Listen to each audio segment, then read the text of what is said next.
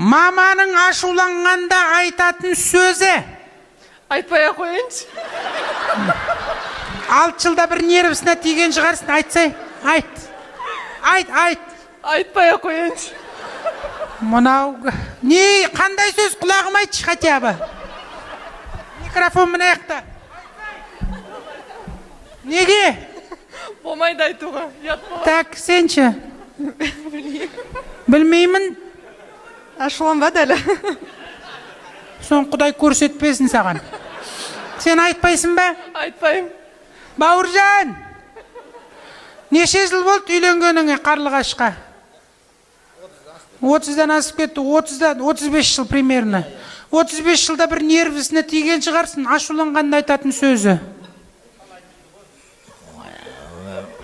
Сен де тормозит етеді екенсің ғой.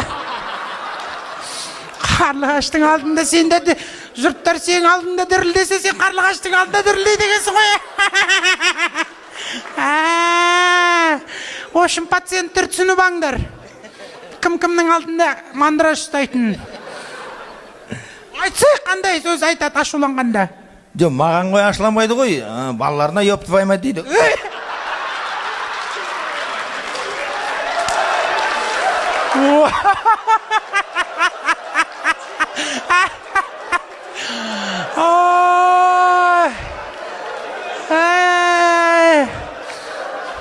Мұна ошым 2020-ның картобы болды жарылған.